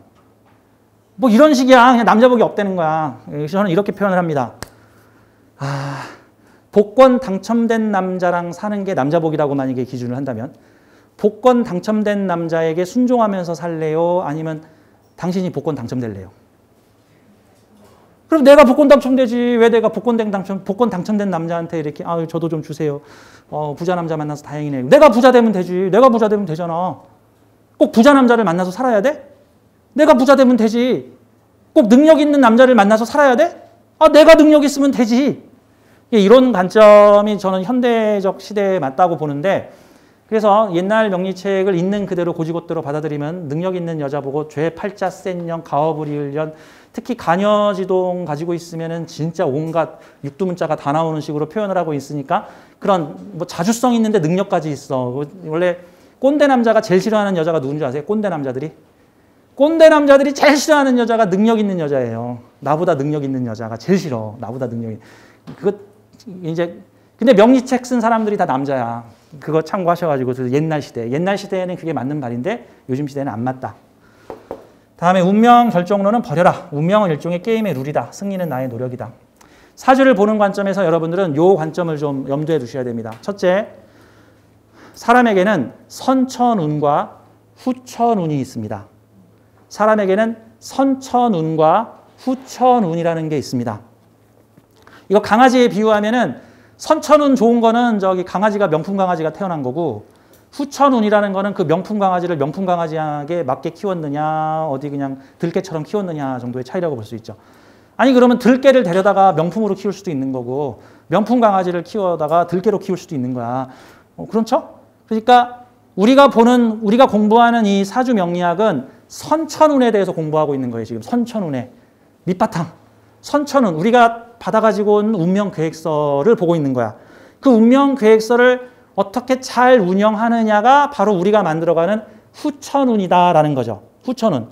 그러면 우리는 사주를 보면서 아씨 사주가 개판이라 씨 내 인생이 이 모양이다 라는 식으로 불평만 하지 말고 이 사주를 어떻게 명품 후천운으로 만들까를 고민을 해야 돼. 그러면 이제 사주를 보고 좀 이렇게 봐야 돼. 좋은 사주, 나쁜 사주라는 개념으로 보지 말고 조건이 유리한 사주, 조건이 불리한 사주. 뭐 이 정도로 봐야 된다는 거죠. 그러면 조건이 유리한 사주는 전생에 나라를 구했고 조건이 불리한 사주는 나라를 팔아먹었을까? 그러니까 많은 분들이 내 팔자가 너무 어려워요. 내가 전생에 나라를 팔아먹었나 봅니다. 라고 하는데 저는 이렇게 얘기해요. 당신이 전생에 죄를 져서 그런 게 아니라 저는 두 가지로 표현하는데 1번 작가가 변태라서 2번 작가가 욕심이 많아서 라고 저는 표현해요. 이번 삶에 내가 괴로운 이유는 작가가 변태라서 2번 작가가 욕심이 많아서 그럼 뭔 소리입니까? 작가가 누군데요?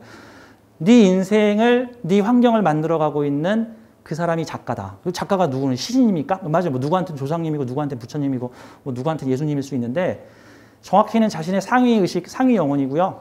나의 상위의식과 상위 영혼이 내 환경을 정하고 내 부모를 정하고 내 자식을 정하고 내 남편을 정하고 어떤 놈이 나한테 사기칠 것인가를 다 그분이 정하셨고 어떤 놈이 나에게 피눈물을 흘리게 할 것인가도 다 그분이 정했다. 우리는 작가이자 내가 쓴 대본의 배우이다 같은 거예요.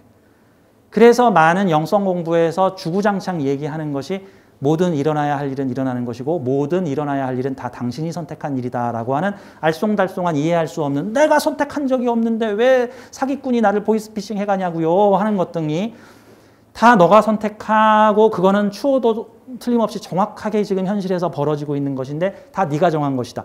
나의 에고의식에서는 거부를 하는데 그게 에고의식이 짠 게 아니라 나의 상위의식이 짠 거예요. 상위의식이.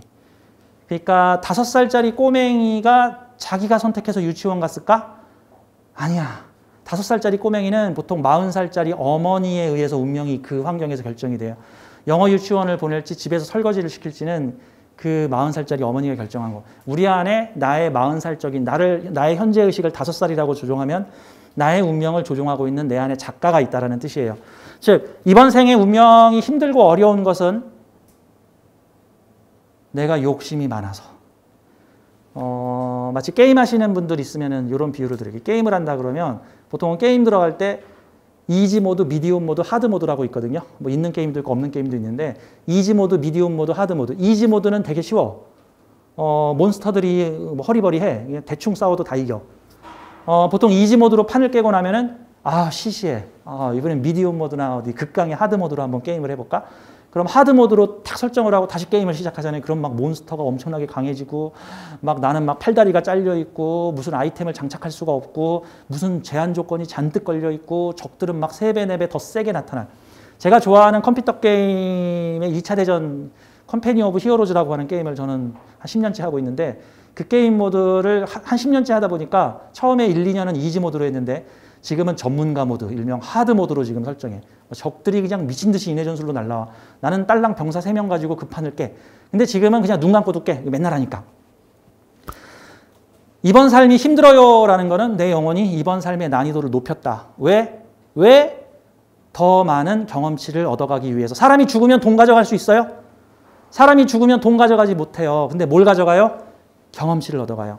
삶의 교훈과 삶의 경험치를 얻어가고 영혼이 성장하고 성숙해요. 이거 하려고 이 가상현실 시스템을 만들어갖고 여기서 지금 삶에 휘어우적거리고 있는 거야. 가끔 영성학에서는 그렇게 삶에 허우적거리는 사람한테 야, 진정해. 너 지금 너무 중독됐어. 잠시 깨어나. 사실 이거 다 환상이야. 이거 다 뻥이야. 다 네가 만드는 환경이야. 그거 다 감정의 흔들림일 뿐이야. 야, 진정해. 라고 하는 게 관찰자 모드로 벗어나라 라고 하는 얘기인데, 내 삶이 너무 힘들다. 내가 경험치를 얻으려고 환경을 되게 크게 세게 어렵게 만들어가지고 왔구나 라는 식으로 생각을 하시면 됩니다. 요거는 이제 나중에 강의하면서 제가 중간중간 하는 얘기인데, 저는 영성학하고 명리학을 같이 좀 접목시켜서 해석을 하는 경향이 좀 있는데, 이 명리학에서 말해주지 못하는 것들을 많이 해석을 할 수 있습니다. 그렇게 되면 영성학적 측면에서 이런 거죠. 마치 저는 그래서 사주에는 미션 난이도가 있다라는 개념으로 봐요. 사주에 미션 난이도가 있다. 같은 사주라도 우리가 가지고 있는 사주는 미션 난이도가 있다예요. 미션 난이도가 높은 사주가 있고 미션 난이도가 낮은 사주가 있어요. 대체로 미션 난이도가 낮은 사주는 무난하게 이루어지는 사주고 자연스럽게, 미션 난이도가 높은 사주는 무난하게 잘 안 이루어지고 내가 생고생을 하면서 얻어가야 되는 형태의 사주들이에요. 명리학에서는 일반적으로 미션 난이도가 낮은 사주를 좋은 사주, 미션 난이도가 높은 사주를 망한 사주, 안 좋은 사주, 어려운 사주, 나쁜 사주 이렇게 얘기해. 미션 난이도가 높은 거지 나쁜 사주가 아니에요. 미션 난이도가 높은 사주는 그 미션을 이루었을 시 성취도가 높고 보상이 매우 크고 대신에 성공률이 떨어져요. 마치 고시촌에서 공부하는 것 같죠? 어떤 사람은 3년 공부했는데 떨어져. 3년 낭비했어. 어떤 사람은 판검사가 됐어. 완전히 달라지죠. 그래서 우리는 사주를 볼 때, 이거 미션 난이도가 높구나, 미션 난이도가 낮구나, 이 정도면 미션 난이도가 무난하네 정도로 봐야지, 사주가 이러니까 잘 됐구나라는 개념으로 보자 보면은, 이 사주 명리학은 현대 시대의 이 빅데이터와 이 정보 교환이 잘 이루어지게 되면서 수많은 동일 사주의 삶의 모습들이 지금 드러나고 있는데, 옛날 시대에는 동일 사주들이 거의 없었어. 드러나지가 않았어. 뭐 교통도 없고 인터넷도 없고 하니까. 근데 요즘 시대에는 수많은 동일 사주들이 보여져. 참고로 저랑 똑같은 동일 사주 찾았는데, 저 택시 운전사예요. 내가 해인 있으니까 뭐 그것도 말이 돼. 역마 글자 3개 있으니까 그걸로 맨날 역 맞히고 돈 벌러 다니는구나. 이렇게 볼 수 있어. 나랑 똑같은 사주가 택시기사야, 택시기사. 지금 무슨 뭐 사주 데이터베이스에 내 생년월일 딱 쳐보니까 택시기사 이러고 나오더라고, 이제. 다른 분 데이터에 보니까. 같은 사주라도 활용이 전부 다르다라는 관점으로 보시면 되는 거예요. 자, 사주에는 미션 난이도가 있고, 다음. 영혼에는 영혼 성숙도가 있다라는 개념으로 봐야 돼요. 영혼에는 영혼 성숙도가 있고, 사주에는 미션 난이도가 있다. 미션 난이도가 높은데 영혼 성숙도가 높으면 그 미션 난이도를 성공시킬 확률이 높아지는 거고, 미션 난이도가 무난한데 영혼 성숙도가 낮아버리면은 그 무난한 사주를 감당하거나 잘 풀어내지 못하는 경우들이 생긴다. 역사적 유명한 위인들의 사주를 열어보게 되면은 좋은 사주 몇 개 없고, 대부분이 일반적으로 명리학에서 말하는 개판 5분 전에 개쓰레기 사주들이 수두룩해. 그래서 심지어 김구 선생님께서 내 사주는 쌍그지 사주다. 맞아. 김구 선생님 사주를 현실적인 명리학적 개념으로 보지만 그지 사주야. 그지 사주. 일명 그게 미션 난이도가 높은 사주고, 그 미션 난이도 높은 사주를 풀어냈기 때문에 역사에 이름을 남기는 위대한 인물이 되었다라고 봐야 되는 거죠. 자, 대체로 역사에 이름 남기는 사람들이 어떤 사람들이에요? 뭐 산전수전 다 겪으면서 어려운 난관들을 여러 차례 헤쳐나간 사람들이잖아. 그 사람들 사주가 좋을 리가 없잖아. 사주가 좋으면 그렇게 고생 안 하잖아. 사주가 좋으면 뭐 누구의 덕으로 출세하여 뭐 누구의 성원을 입어서 뭐 관직에 얻고 뭐 부인 잘 만나가지고 부자가 됐으며 뭐 자식이 내 이름을 올렸고, 그 본인이 한 게 뭐 있어? 부모가 했고 친구가 했고 부인이 잘했고, 그냥 나는 그냥 어리버리 했더니 왕이나 좋아해주고. 그 본인이 잘한 거 아니잖아. 보통 그런 경우가 저 신참 영혼들한테 주어지는 혜택 같은 거예요. 그게 신참 영혼들한테 막 태어났더니 뭐 재벌가의 몇째 딸이고, 뭐 태어났더니 부모가 부자고, 나 그냥 어리버리 했는데 막 외국 유학 보내주고, 막 어리버리 했는데 막 부모가 나한테 유산 200억 주고, 뭐 그러다가 그냥 그 200억을 확 날렸더니 이번에 또 할아버지가 부자야. 할아버지가 와서 부족분 다 채워주고, 뭐 금수저 일명. 전생의 죄를, 아니, 전생의 복을 많이 지은 게 아니라 신참 영혼들이야, 신참 영혼들. 그 보통은 그 신참 영혼들에게 주어지는 혜택이 많다. 이런 개념으로 보자라는 거죠. 그러니까 뭐 고생 많이 한 사람 나쁜 사주. 나는 왜 이런 팔자를 가져왔을까가 아니라 욕심이 많은 영혼이라서 경험치 많이 얻으려고 라는 개념으로 본다면 세상의 인생을 바라보는 관점이 보다 폭넓어진다. 사주를 좋다 나쁘다로 보지 말고 라는 개념입니다. 다음 가져가야 할 것. 지금 제가 한 내용들인데요. 이 생은 내 영혼의 성장과 발전의 과정이다. 그러면 내가 가지고 있는 사주는 영혼이 짠 체험 계획서다. 영혼이 짠 자기개발 계획서다. 라는 개념으로 봐야죠.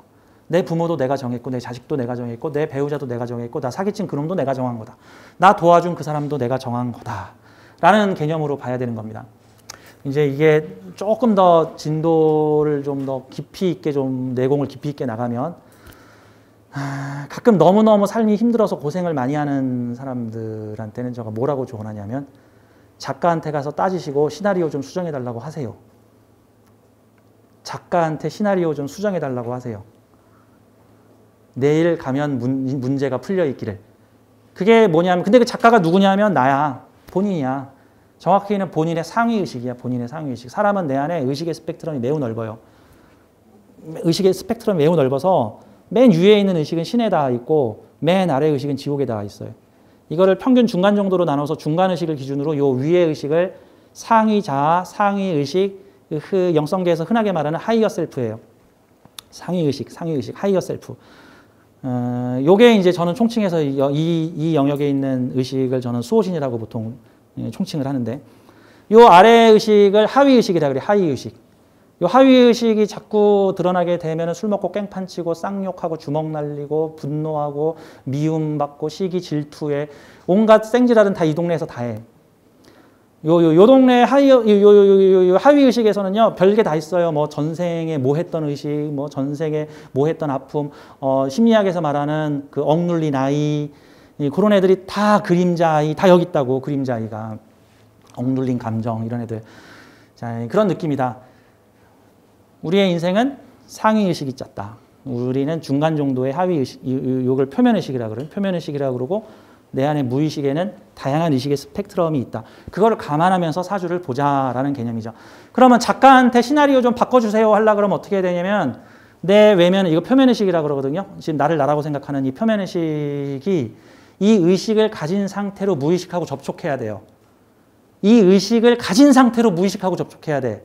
근데 사람들은 다 자동 안전장치가 돼 있어서 무의식이 드러나면 외면의식이 자동으로 꺼져요. 그래서 외면의식이 활동하고 있을 때는 무의식이 작동하지 않아요. 이 명상이라는 게 바로 내 외면의식을 가지고 있는 상태에서 무의식과 만나는 거예요. 원래 만날 수가 없거든. 무의식과 접촉을 하게 되면 외면의식은 잠들어 버리거든, 보통은 다. 보통 그게 명상 또는 방법이 다양한데 감동 또는 극강의 열정, 보통은 그래서 뭐 무당이 이제 막 작두에서 춤을 추고 작두 위에 올라서는 거는 한동안의 워밍업을 거쳐서 그게 일종의 편집자 모드.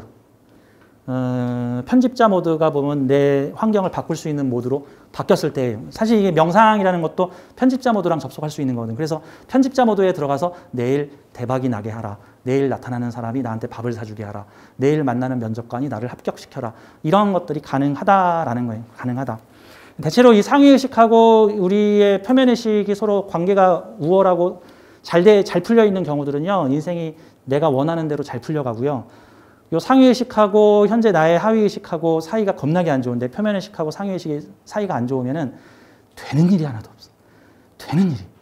같은 사주라도 똑같은 사주인데도 누구는 이렇게 살고 똑같은 사주라도 누구는 그냥 사주에 있는 장점들을 하나도 이용하지 말고 맨 바닥에서 기고 있어. 그런 경우에 이제 계속 이게 다 엄마 탓이고 이게 그 남편 그 새끼 탓이고 이게 나한테 돈 빌려간 그놈 탓이고 얘 탓이고 얘 탓이고 얘 탓이고 나는 이래서 못하고 이래서 못하고 이래서 못하고 나는 저래서 못하고 저놈은 나를 미워하고 내 나이 때문에 나 지금 이거 못할 것 같고 나 그거 해본 적 없고 나 그거 하기 싫고 아니 그러면 어떻게 팔자를 바꿀 건데 나는 이게 이제 하위의식의 부정성이 온통 나를 장악하고 있을 때 나타나는 현상인데 문제는 그런 상태에서 사주를 배워버리면 어떤 일이 벌어지냐면은 미친 듯이 나를 투사하기 시작을 하여 나한테 사주 상담하러 온 사람한테 다 저주를 내려. 저주를. 나의 부정성을 죄다 투사해요. 그걸 참고로 이 명리 배우는 사람들이 제일 조심해야 되는 게 나를 투사하지 말 것, 나를 투사하지 말 것. 명리 배우는 사람들은 나를 투사해요. 내가 어느 분야에 상처를 가지고 있으면 남들도 상처를 가지고 있을 거라고 생각해요. 그래서 내가 걱정하는 거를 상대에게 다 투사시켜요. 대체로 배우자에게 상처를 입은 사람은 그게 나의 상처가 돼서 배우자 문제 물어오는 사람에 그 남자 사기꾼이야, 그 남자 당하지 마, 걔 사이코패스야, 걔 소시오패스야, 걔 바람둥이야, 지금 네 남편 바람났어, 이 소리만 주구장창. 그래서 사주가 이래도 바람둥이, 저래도 바람둥이, 이래도 바람둥이, 이래도 바람둥이, 이래도 바람둥이. 그 유튜브에 바람둥이 남자 찾는 법 보면은 1, 2, 3, 4, 5 해가지고 이러면 바람둥이다, 이런 글자 있으면 바람둥이다, 요거 있으면 바람둥이다, 요런 살이 있으면 바람둥이다인데 그거 다 합치잖아요. 거기서 빠져나가는 사람 없어. 뭐 재가 많으면 바람둥이다. 그러면 재가 없으면 바람둥이가 아니야. 재가 없으면 재를 더 바래서 바람둥이다. 뭐 그럼 재생관은 바람둥이 아닌가요? 아니야. 재생관이 실은 더 악질 바람둥이야. 막 이런 식으로 이제 그러면 재극이는 괜찮게 아니야. 재극이는 사기꾼 치면서 바람둥이야. 이런 식으로 치면은 뭐야 다 바람둥이야. 그냥 다 바람둥이 그런 식으로 치면. 그러니까 그래서 내 마음을 깨끗하게 하고 사주를 배우시면 일이 잘 풀린다. 이런 용어. 시간 좀 빨리빨리 할게요. 자, 운명은 개척하는 사람의 것이다. 사주를 직관적으로 보아라. 현대의 다양성을 창의적으로 적용하라. 저는 사주 볼 때 창의적으로 풀라고 저는 표현을 해요. 사주를 볼 때 창의적으로 풀라고. 그게 뭐냐면 지금 우리가 사주책 보고 옛날 사람들이나 요즘 사람들의 사주를 공부하잖아요. 우리가 사주책 보고. 그게 뭐냐면은 마치 저기 요리대회에 나가기 전에 요리사들이 그동안 역대 요리대회에서 나왔던 음식들 공부하는 거랑 같은 거예요. 모의고사 치는 거라고. 요리대회에서 이러이러이러한 재료가 나와서 그때 1, 2, 3등 한 사람은 이렇게 요리를 했다. 그걸 우린 배운 거야. 그거를 배우고 요리대회에 딱 나갔어. 그랬더니 이러이러한 재료가 내 앞에 주어지면서 이 재료를 가지고 창의적인 음식을 만들어라 라고 한 거야. 그래서 그걸 가지고 아하, 이 재료를 보니 23회차 요리대회에서 나왔던 재료랑 흡사하니까 그때 23회차 대회에서 1등 했던 음식을 내가 만들어야지. 딱 만들었어. 제출을 했더니 어떻게 돼? 땡 하고 떨어졌어. 왜 떨어졌을까? 창의성 결여. 왜 옛날 거랑 똑같이 음식을 만들었냐? 자, 사주는 음식 재료 8개와 같아요. 음식 재료 8개. 우리의 사주를 창의적으로 만들어 나가시오 하고 우리한테 주어졌어. 그리고 근데 우리가 맨날 조선시대 사주만 보면서 조선시대에는 이 사주를 이렇게 썼으니 너는 직업이 이거. 아니라고 요즘 현대시대에 맞춰서 해석을 해야 된다. 라는 그런 개념으로 보셔야 됩니다. 그래서 여러분들은 사주 해석을 할 때 창의적으로. 운명의 생산적 발전과 개운을 연구해라. 사주가 이래서 이게 사주를 잘못 쓰이게 되면은 사주가 내 인생이 엉망진창인 이유에 대한 도피처로 변해버려요. 아, 엄마가 계모라서 엄마가 나 안 도와줬구나. 뭐라든가. 내가 아버지 복이 없구나. 역시 내가 자식 복이 없었어. 아유, 내 팔자야. 아유, 뭐 해서 되겠어. 이러면 사주 안 배우는 게 낫죠. 이 사주는 그런 것 따지는 불평불만하는 핑계 삼으라고. 이거 내 잘못이 아니고요. 사주가 이래서 이런 거예요. 이거 무슨 느낌이야? 뭐 5살짜리 꼬마가 엄마한테 이거는 우리 집 앞 개가 내 신발을 물어가서 내가 늦은 거예요. 뭐 이런 얘기하는 거랑 똑같은 거예요. 운명을 생산적 발전과 개운을 연구해라. 중요한 거 생각이 현실을 만든다. 자, 이런 내용들이 명리학을 처음 공부하시는 분들에게 제가 설명해 드린 내용입니다. 하다 보니까 시간이 너무 오래 지났네. 자, 한 6분 정도만 쉬고 다음 2부 시간 진행하도록 하겠습니다. 좀 이따 뵐게요. 네.